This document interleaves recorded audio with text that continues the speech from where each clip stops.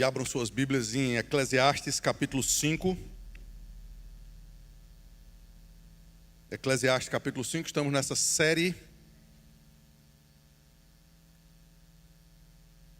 no livro de Eclesiastes. Eu queria ler o capítulo inteiro, pedindo a você que preste bastante atenção na leitura, no flow do texto. Diz assim a palavra do Senhor, Eclesiastes 5. Guarda o pé quando entrares na casa de Deus. Chegar-se para ouvir é melhor do que oferecer sacrifícios de tolos, pois não sabem que fazem mal. Não te precipites com a tua boca, nem o teu coração se apresse a pronunciar palavra alguma diante de Deus, porque Deus está nos céus e tu na terra. Portanto, sejam poucas as tuas palavras. Porque dos muitos trabalhos vêm os sonhos, e do muito falar, palavras nécias. Quando a Deus fizeres algum voto, não tardes em cumpri-lo, porque não se agrada de tolos. Cumpre o voto que fizestes. Melhor é que não votes, do que votes e não cumpras. Não consintas que a tua boca te faça culpado, nem digas diante do mensageiro de Deus que foi por inadvertência. Por que razão se iraria Deus por causa da tua palavra, a ponto de destruir as obras das tuas mãos? Porque como na multidão dos sonhos há vaidade, assim também nas muitas palavras, tu, porém, teme a Deus. Se vires em alguma província opressão de pobres, e o roubo em lugar do direito e da justiça, não te maravilhes de semelhante caso, porque o que está no alto tem acima de si outro mais alto que o explora, e sobre estes ainda outros mais elevados que também exploram. O proveito da terra é para todos, até o rei se serve do campo. Quem ama o dinheiro, jamais dele se farta, e quem ama a abundância, nunca se farta da renda. Também isso é vaidade. Onde os bens se multiplicam, também se multiplicam os que deles comem. Que mais proveito tem os seus donos do que o que verem os seus olhos? Doce é o sono do trabalhador, quer coma pouco, quer muito, mas a fartura do rico não deixa dormir. Grave mal vi debaixo do sol as riquezas que seus donos guardam para o seu próprio dano. E se tais riquezas se perdem por qualquer má aventura, o filho que gerou, nada lhe fica na mão. Como saiu do ventre de sua mãe, assim voltará nu, indo-se como veio, e do seu trabalho nada poderá levar consigo. Também isso é grave mal. Precisamente como veio, assim ele vai. E que proveito lhe vem a haver trabalhado para o vento? Nas trevas comeu, e em todos os seus dias, com muito enfado, enfermidades e indignação. Eis o que vi. Boa e bela coisa é comer e beber, e gozar cada um do bem de todo o seu trabalho, com que se afadigou debaixo do sol, durante os poucos dias da sua vida que Deus lhe deu, porque essa é a sua porção. Quanto ao homem a quem Deus conferiu riquezas e bens, e lhes deu poder para deles comer e receber a sua porção, e gozar do seu trabalho, isso é dom de Deus, porque não se lembrará muitos dos dias da sua vida, porquanto Deus lhes enche o coração de alegria. Até aqui a leitura da palavra do Senhor. Eu queria convidar as crianças que pudessem vir até aqui à frente.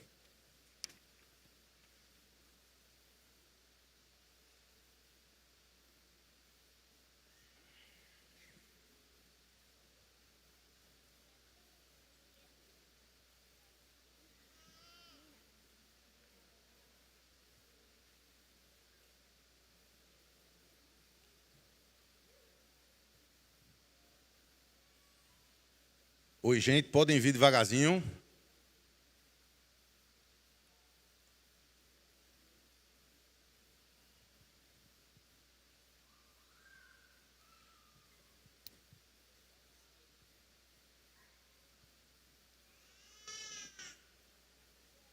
Gente, eu queria dizer uma coisa muito importante para vocês hoje.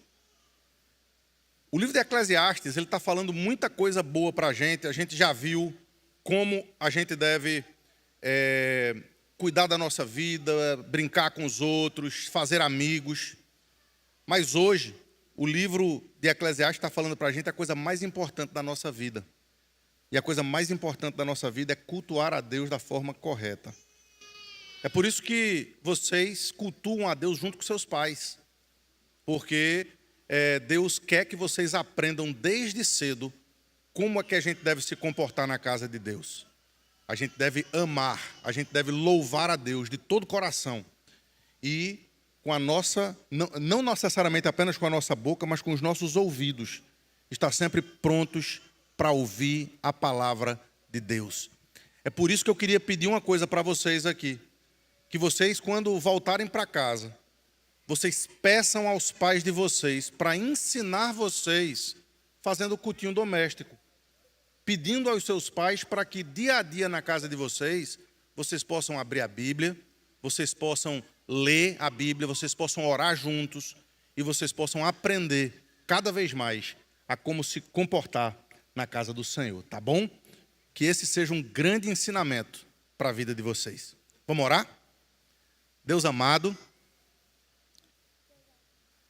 nós te louvamos, porque o Senhor é bom. Tem muita coisa boa na vida. A gente brinca, a gente faz amigos, a gente come, se diverte, mas a coisa mais importante é louvar ao Senhor. Ensina isso a gente, desde cedo, em nome de Jesus. Amém. Podem sentar lá, queridos. Deus abençoe, viu?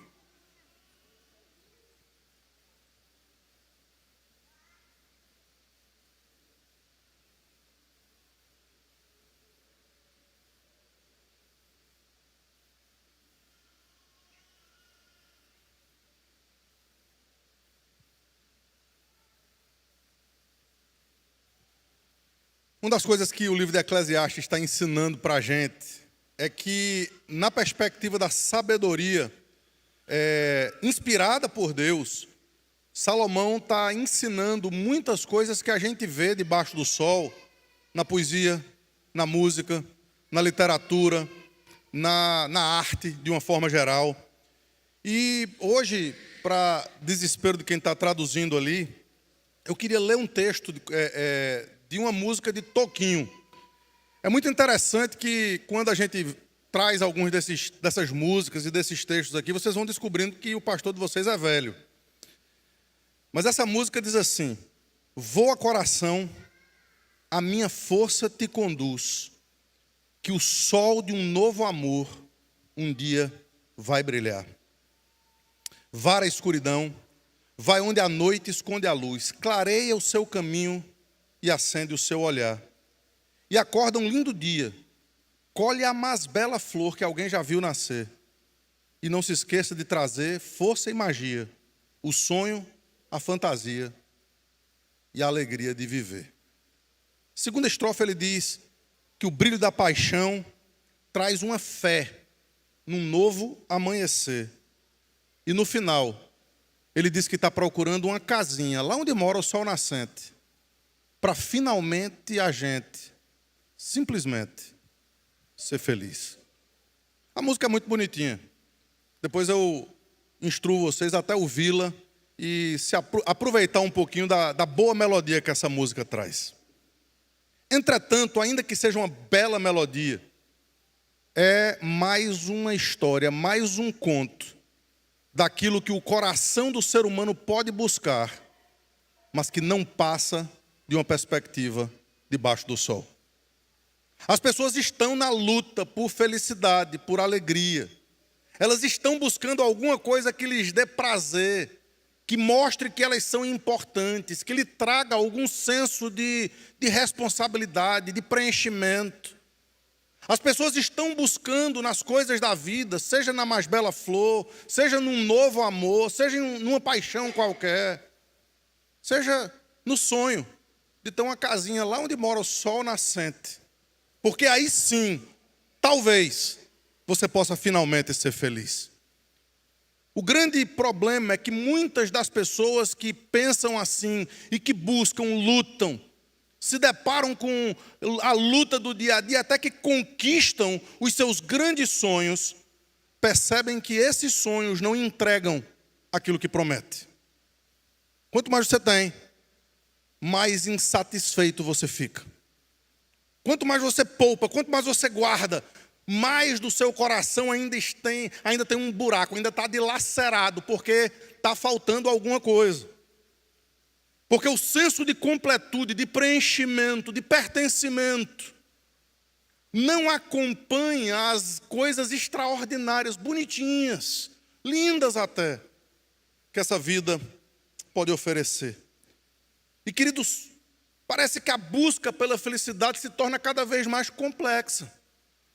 Mas o que a gente está vendo, mensagem após mensagem aqui, é que a Bíblia torna essa busca cada vez mais simples. Torna essa busca cada vez mais direta, mais objetiva. Nós não precisamos de muito. Nós apenas precisamos ter o coração no lugar certo. Independente de quanto você tem, de quanto você ganha, de que os seus sonhos estarem perto ou longe de serem alcançados aqui debaixo do sol, aqui desse lado da glória. O que é oferecido para você é um caminho, como que uma janela que o texto vai abrir aqui para aquilo que ele vai trazer lá no final. Esse livro, muita gente não entende ele. Muita gente não entende que esse livro ele está sendo escrito na perspectiva de um pecador, de alguém que teve tudo que essa vida já pôde oferecer na vida. É Salomão quem escreveu isso aqui. O homem mais rico, mais sábio, mais poderoso, que mandava em todo mundo. Ele teve tudo que todos nós já podemos sonhar. E as conclusões que ele chega são enfadonhas, repetitivas, chatas. Até que lá no final, ele chega a uma conclusão. E eu vou dar um spoiler aqui da última mensagem. Que o fim do homem é temer a Deus. Aqui ele abre uma janela, como um teto solar. É como que dizendo, olha, nós estamos aqui debaixo do sol. Mas se a gente colocar a cabeça lá fora, a gente vai poder perceber que o que vai trazer para mim e para vocês verdadeira alegria, verdadeiro preenchimento, não é nada que esse mundo pode oferecer, mas é o temor do Senhor, que o próprio Salomão já disse, que é o princípio da sabedoria. A gente aqui pode ter então a resposta na simplicidade de aquietar o coração em Cristo. E o capítulo 5 vai mostrar duas buscas incompletas, talvez importantes, mas incompletas, e vai trazer uma resposta de alegria, de paz, uma resposta em que eu e vocês podemos sair daqui, se aplicarmos ao nosso coração aquilo que o Espírito Santo nos ensinar, que nós podemos sair daqui absolutamente completos na pessoa do nosso Salvador. A primeira parte do texto talvez seja a mais difícil de ser explicada, porque há elementos extremamente positivos e há algumas coisas aqui que nós precisamos dizer que o texto não está dizendo. Mas de uma forma geral, tem muita gente buscando completude, tem muita gente buscando alegria, buscando paz, numa religião falsa, ou numa religiosidade frenética, fanática. Note que o texto diz, quando entrares na casa de teu Deus, isso não faz parte do fanatismo. O conselho do sábio em todos os lugares é que façamos isso da forma correta, mas fazê-lo com a atitude de quem quer aprender, de quem está pronto para ouvir. A gente vive dias em que as pessoas são expertas em religião. As pessoas são sábias em si mesmas e compreendem aos seus próprios olhos como deve ser o culto a Deus, como deve ser a pregação da palavra, como deve ser o estilo do canto musical, como deve ser a roupa que o pregador prega. Cada um tem os seus gostos, cada um tem as suas ideias. E constroem, então, amuletos de religiosidade que fazem com que o culto ele tenha um fim em si mesmo, na própria liturgia, e não num coração que seja de fato derramado diante do Senhor e diante dos pés de Cristo. Portanto, nós precisamos não jogar fora aquilo que a Bíblia nos ensina sobre culto, entender que há uma forma correta de nos chegarmos diante de Deus. Há de fato e de verdade um temor com o qual nós devemos nos apresentar diante dele. Entretanto, quando esse temor passa para fanatismos religiosos e para gostos pessoais, isso vira idolatria. O nosso culto a Deus, de acordo com os nossos corações, é chamado aqui de sacrifício de tolos. Deus não aceita. Quantas vezes, queridos, na Escritura nós vemos isso?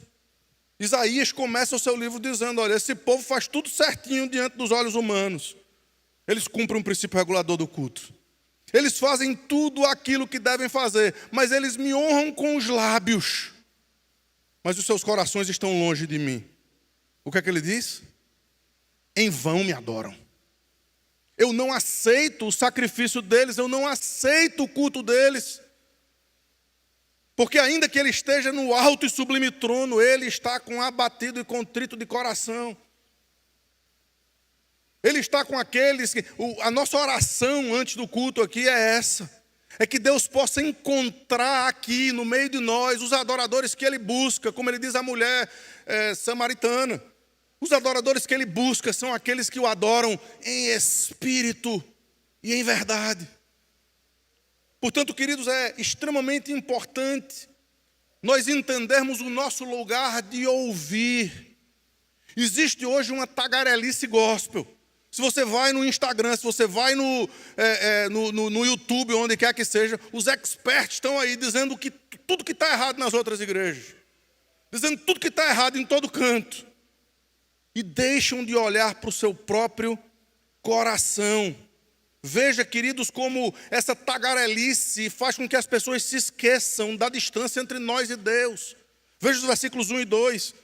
Guarda o pé quando entrares na casa de Deus. Chegasse para ouvir.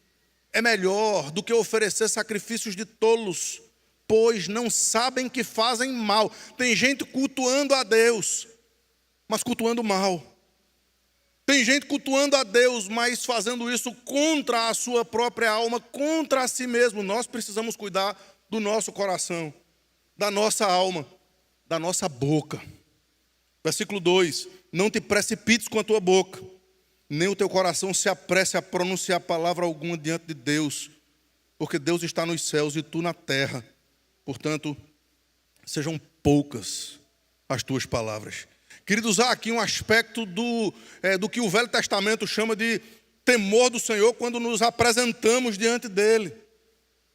É óbvio que temos um culto muito mais simples, muito mais tranquilo, muito mais aconchegante no Novo Testamento, usando a palavra do pastor Augustus, muito mais despojado no Novo Testamento.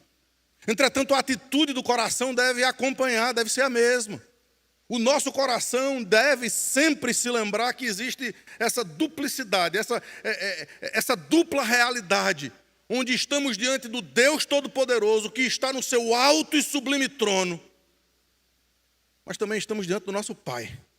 Abba, Pai, Deus amado, Paizinho querido, que nos traz aconchego, que nos traz para junto de si. E é exatamente assim que nós devemos nos aproximar do Todo-Poderoso, que é o nosso Paizinho também, do Criador do Universo, que é também aquele que morreu na cruz para salvar gente pecadora como eu, como vocês, daquele que domina todas as coisas pela palavra do seu poder, e que tem a mim e a vocês num cadinho especial do seu coração. Deus, queridos, o salmista aqui, Eclesiastes aqui, depois ataca uma outra característica do fanatismo religioso, que é muita gente que pensa que pode barganhar com Deus, fazer negócio com Deus. Tem muita gente que ora assim, que vive assim, achando que tudo na sua vida é causa e consequência. Se alguma coisa deu errado é porque você fez alguma coisa errada. Se alguma coisa deu certo é porque você está fazendo alguma coisa certa. Nem sempre é assim. Deixa eu contar um segredo para vocês. Tem muita gente fazendo muita coisa errada e tudo está dando certo na sua vida. Aí você diz, como é que pode? Porque Deus não pensa como você. A justiça de Deus é diferente da sua. Muitas vezes essas coisas passam a ser provações, tentações. Muitas vezes a gente vai ver aqui que as pessoas vão ter para a sua própria destruição. Tudo vai dar certo para que eles sejam destruídos, porque Deus é justo. E tem muita gente boa que faz tudo certo, que paga os seus impostos, que cuida da sua casa, que cuida da sua família, que não dá uma linha fora da curva. Mas a vida é tão difícil, é tão dura, é tão complicado. Por quê? Porque é exatamente no meio das tribulações e das dificuldades que Deus vai forjando o nosso caráter. Que Deus vai fazendo e provando e muitas vezes até prensando os nossos machucados e as nossas feridas para trazer, às vezes com uma cicatrizinha, mas a cura verdadeira que vai nos fazer compreender que não estamos aqui simplesmente de passagem, mas estamos aqui cumprindo um propósito extraordinário diante desse Deus que faz todas as coisas de acordo com a sua vontade. Esse princípio está aqui, veja, versículo 3, porque dos muitos trabalhos vêm os sonhos, se no muito falar palavras nécias. Quando a Deus fizeres algum voto, não tardes em cumpri-lo, porque não se alegra de tolos, cumpre o voto que fazes. Melhor é que não votes do que votes e não cumpras. Tem muita gente que fica pensando assim, olha, eu preciso fazer um investimento. Se aquele passarinho pousar naquele fio, é para eu fazer aquele investimento, é isso que Deus está me falando. Tem gente fazendo tanta tolice. Tem gente dizendo, olha, eu vou fazer uma ligação e se a pessoa responder dessa forma, então é porque Deus está falando comigo. E as pessoas começam a ler algumas coisas sempre de acordo com o seu próprio coração. Ao invés de se guiarem por um livro antigo e sábio, ao invés de se guiarem pelas escrituras sagradas, se guiam por esses votos. Olha, eu vou fazer abstinência disso ou daquilo por algum tempo, para que o Senhor me abençoe aqui ou ali. Tem gente fazendo jejum hoje em dia desse jeito, barganhando com Deus, fazendo com que tudo que você faça na sua vida seja uma moeda de troca. Queridos, deixa eu dizer um negócio para vocês, nenhum sofrimento humano vai trazer nenhuma compaixão demasiada para Deus, porque todo sofrimento que o homem poderia ter foi recebido por Cristo naquela cruz do Calvário. E se nós entendermos o valor da cruz do Calvário, os flagelos que nós podemos passar nesse mundo não valem absolutamente nada. Não vamos ser tolos na nossa teologia, não vamos ser bobalhões no nosso relacionamento com Deus. Vamos entender que temos sim um Pai amoroso, mas aquele que conhece todas as coisas, inclusive o nosso futuro, melhor do que nós mesmos. Troque então, queridos, todas as palavras que você pode trazer e todas as precipitações que você pode trazer com a sua boca, pelo temor do Senhor. E é exatamente aqui esse teto solar. Ele não está falando sobre esse tema ainda, mas ele já está dizendo, olha, a gente vai chegar lá. Versículo 6 diz assim, não consintas que a tua boca te faça culpado. Isso aqui é uma aplicação para mim e para vocês, tá? Aliás, o Novo Testamento fala mais especificamente até sobre a liderança da igreja. Tiago capítulo 3 diz assim, não vos tornem muitos de vós mestres, porque os mestres, eles têm que falar, eles receberão juízo dobrado. Eles vão receber um juízo dobrado. Por quê? Porque aqueles que fizerem errar os meus filhinhos, aqueles que fizerem errar por um ai, por um i ou por um tio sequer, vão receber os flagelos escritos nesse livro. Queridos, é coisa pesada aqui. Então, ao invés de sermos experts, ao invés de sempre termos aquilo que falar, vamos aprender a ouvir. Vamos deixar de ser tolos, vamos aprender o que a palavra de Deus diz. Não sejam sábios aos seus próprios olhos. Não é a sua tradição, não é o que você aprendeu com seus pais ou com seus pastores favoritos. É o que a palavra de Deus ensina. É isso que deve trazer a diferença para o nosso coração. É isso que vai fazer a reforma na nossa vida. Reforma, queridos, nunca foi homens simplesmente querendo discutir teologia para saber quem sabia mais. Reforma nunca foi uma luta de ego por saber se aquela tradição ou aquela tradição é mais importante, é mais sábia, é mais santa.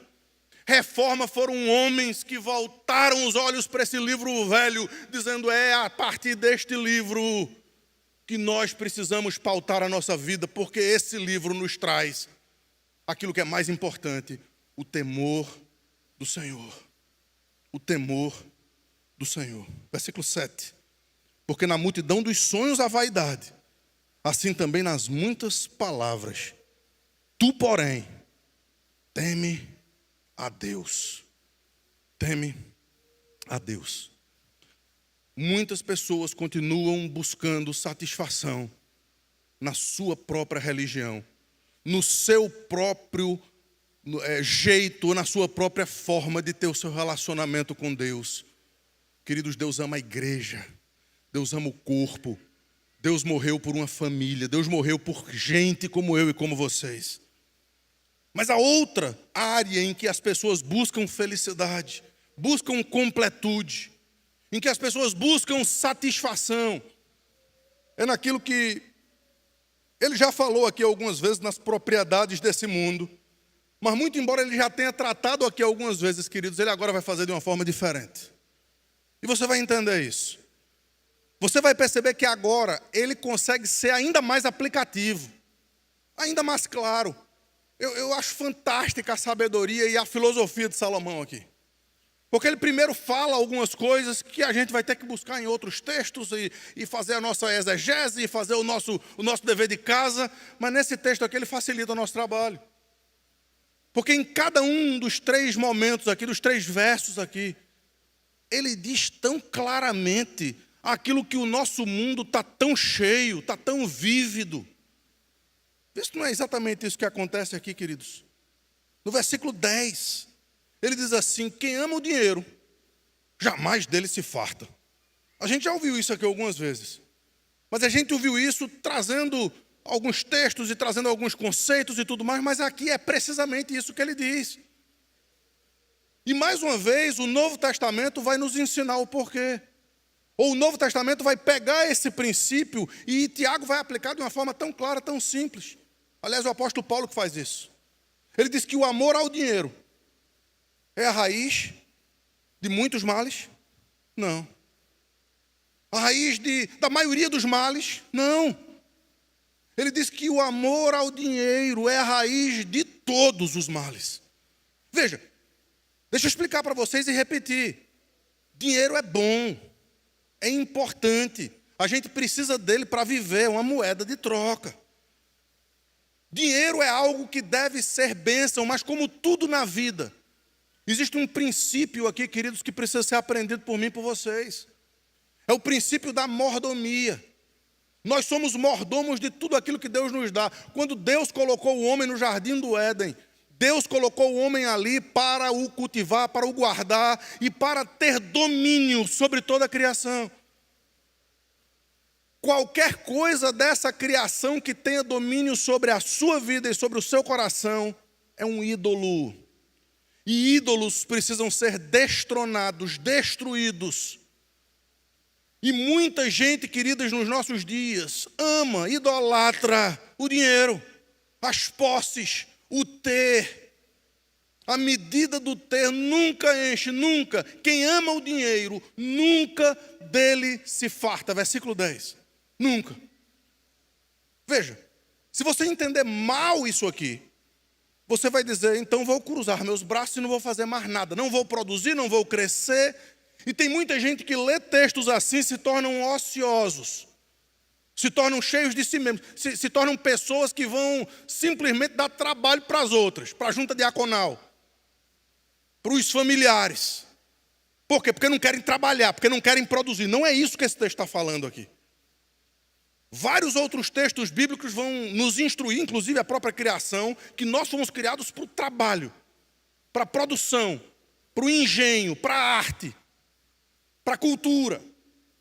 Entretanto, queridos, a razão pela qual nós passamos por essas coisas, ou devemos desejar o trabalho, é, como o apóstolo Paulo diz, para que a gente possa não apenas comer com as nossas próprias mãos aquilo que é bom, mas também ter com o que ajudar o necessitado. Melhor coisa é dar do que receber. Então as pessoas que Deus agraciou, e ele vai falar sobre isso, com recursos, precisam não ser cheias de si mesmas, não amar o produto daquilo que é a bênção de Deus, mas amar a Deus e ser gratos a Deus pelo produto das suas bênçãos. E aí sim, com o coração completamente desprovido, desnudo diante dele, fazer um bom uso da mordomia daquilo que Deus lhe deu. Com isso em mente, veja o restante do versículo. Quem ama o dinheiro jamais dele se farta. Quem ama a abundância nunca se farta da renda. Por quê? Porque você nunca vai estar satisfeito completamente. Porque sempre vai estar faltando alguma coisa. Sempre na mesa do lado vai ter alguém comendo alguma coisa diferente. Vai ter alguém usando uma roupa de uma marca diferente. Vai ter alguma coisa em você que já está obsoleta e que você já não está mais satisfeito com aquilo. Não é assim, veja se eu falei um dia desse para as crianças aqui. O melhor brinquedo da vida delas é hoje, essa semana. Na semana que vem já é outro. E os brinquedinhos da gente são assim. Os brinquedinhos da gente adulto. É assim também. Né? Hoje é moto, amanhã é arma, depois é lancha, depois é jet. E a gente vai gostando de alguma coisa, não tem problema nenhum de gostar. O problema é quando o coração da gente precisa daquilo para viver. E se a gente não tiver aquilo, a gente está triste, a gente está mochubimba, a gente está sorumbático, a gente está chato, nada presta. Desculpa aí, pessoal. Está triste. Melhorou? Versículos 11 e 12. Vai mostrar que quanto mais rico a pessoa é, lembre-se que isso é a perspectiva debaixo do sol, menos tranquilidade e menos sono a pessoa vai ter. Veja, eu vou ler o texto. Versículo 11 diz assim: onde os bens se multiplicam, também se multiplicam os que dele comem. Então existe um aspecto positivo aqui na abundância, no engenho, no progresso, na arte.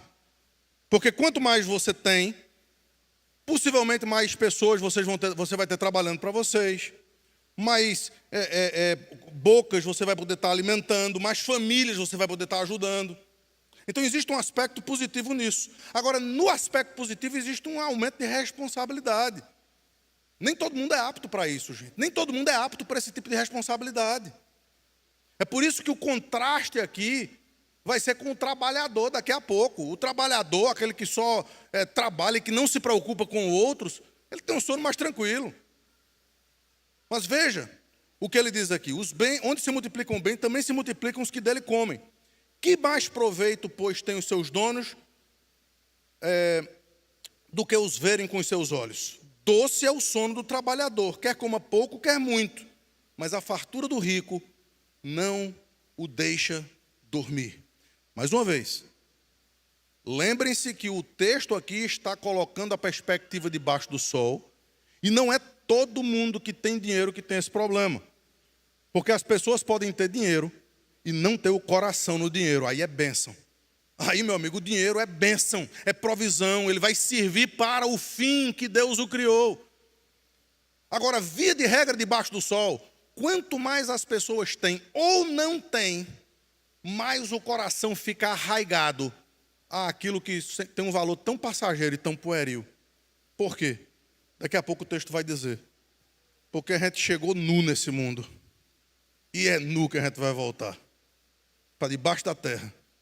Para virar pó como ser humano. Essa perspectiva ela é tão viva, ela é tão clara. Veja, Deus é tão extraordinário em nos ensinar no nascer, crescer. Como é que a gente aprendia lá? Nascer, crescer, se alimentar, envelhecer e morrer. Não é isso? É o ciclo da vida. É o ciclo. Veja qualquer filme da Disney, você vai ver o ciclo da vida. Está aí. Não é, veja, a Bíblia, ela espelha muitas coisas, queridos, que estão na sociedade caída. Aliás, todas as histórias, praticamente, da Disney são assim.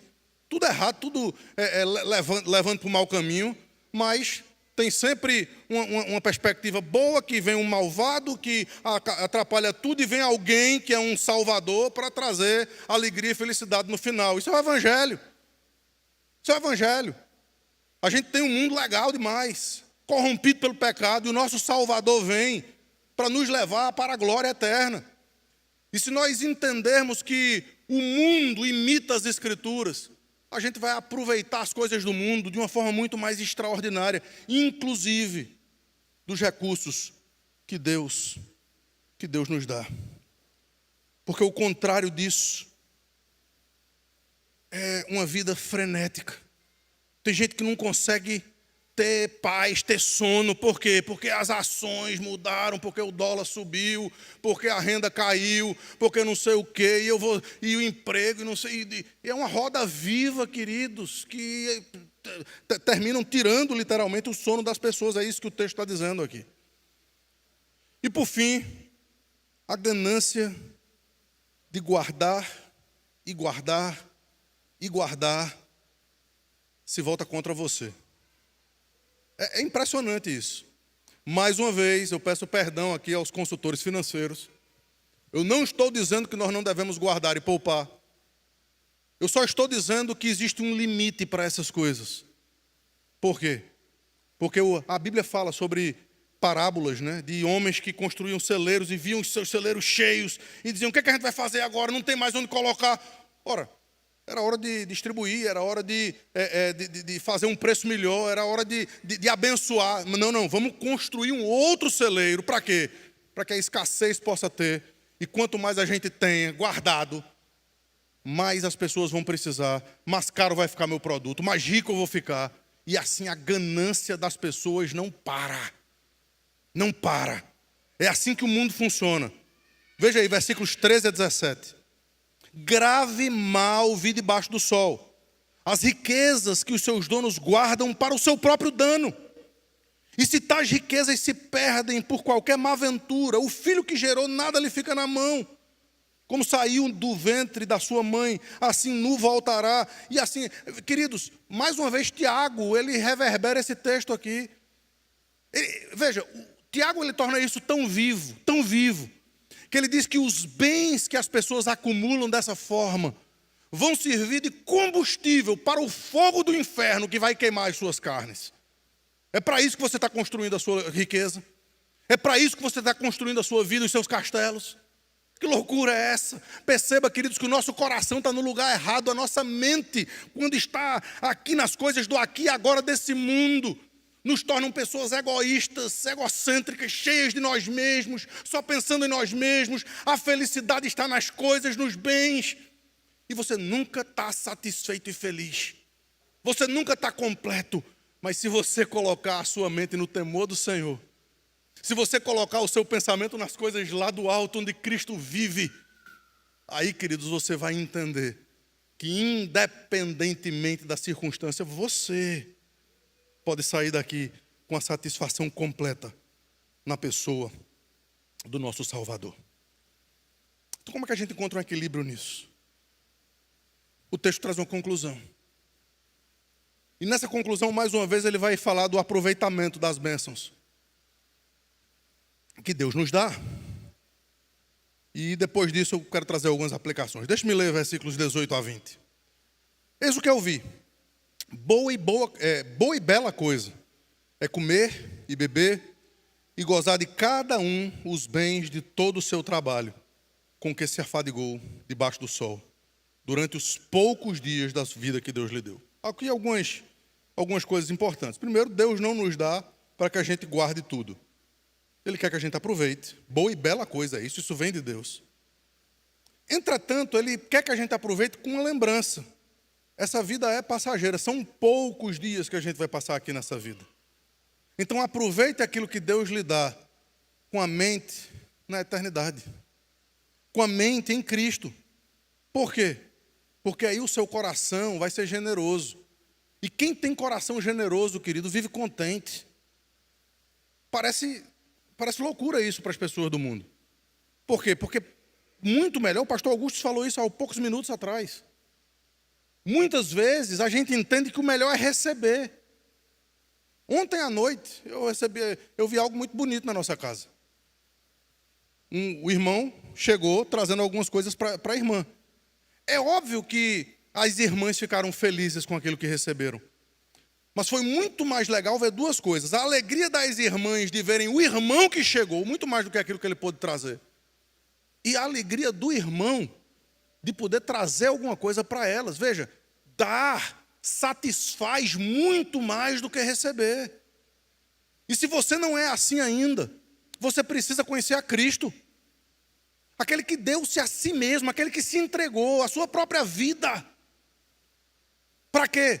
Para que a nossa vida seja completamente transformada, para que os nossos propósitos, princípios, forma de pensar, seja completamente transformada, mudada para a glória dele. Versículo 19. Quanto ao homem que Deus conferiu riquezas e bens, e lhes deu o poder para deles comer e receber a sua porção, e governar do seu trabalho, isso é dom de Deus. Nada, querido, tem muita gente que tem muita coisa, porque é engenhoso, porque é bom, porque é responsável, porque é diligente. Só que se esquece de que essas coisas vêm de Deus. E começam a pensar que tudo vem deles. Não. Se você está aproveitando de alguma coisa, saiba que toda boa dádiva e todo dom perfeito vem lá do alto. Porque não abrir e fechar de olhos, ele pode mudar a sua sorte.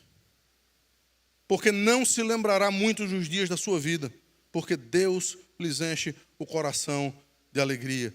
Aqui vem o pagamento daquele que teme ao Senhor. Alegria. Alegria verdadeira, fruto do Espírito. E não apenas a alegria nas coisas que passam, nas noites que escurecem e que carecem de uma aurora. Todos somos ricos. A questão é quais são as nossas prioridades. Então me permita terminar aqui com algumas aplicações. Primeiro, queridos, tenham uma vida cristã equilibrada. Sem fanatismo, mas autêntica e fincada na casa de Deus. Veja, a gente vive numa cidade que tem muito entretenimento. A gente vive numa cidade que a gente recebe muitas famílias. Deixa eu dizer um negócio aqui para vocês. Vocês moram em Orlando.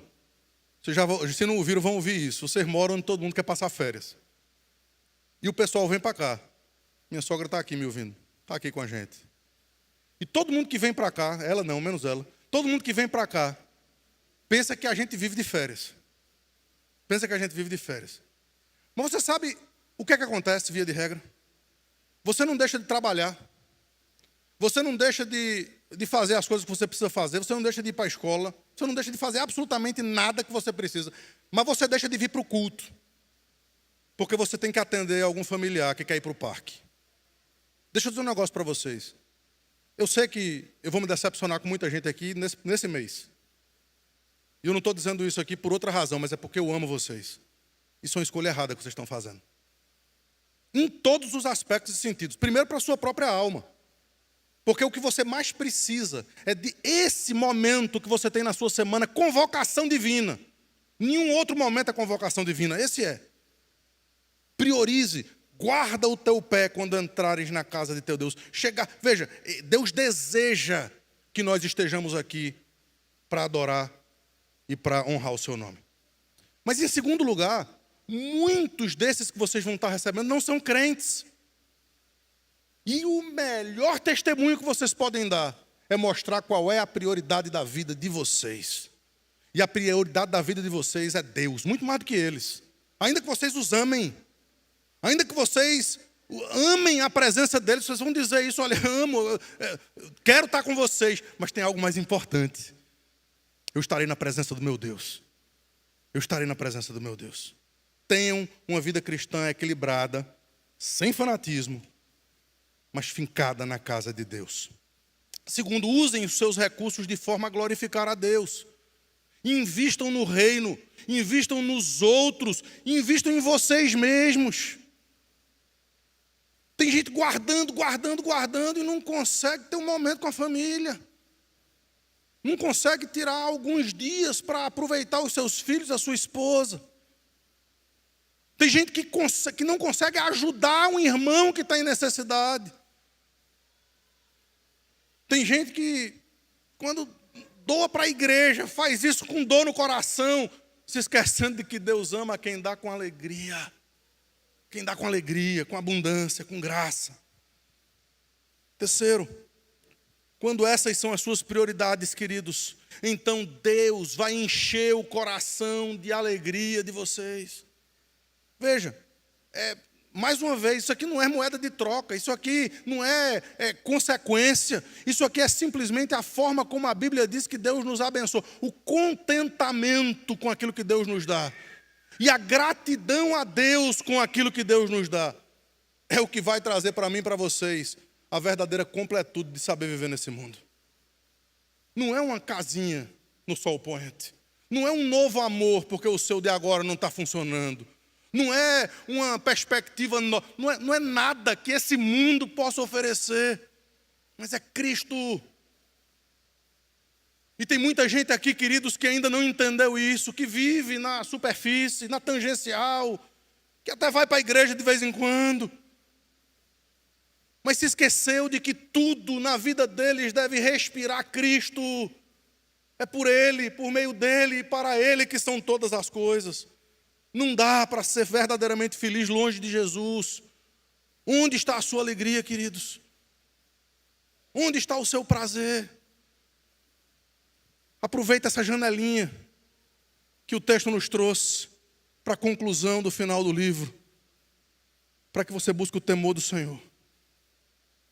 E o temor do Senhor tem um nome: Jesus Cristo.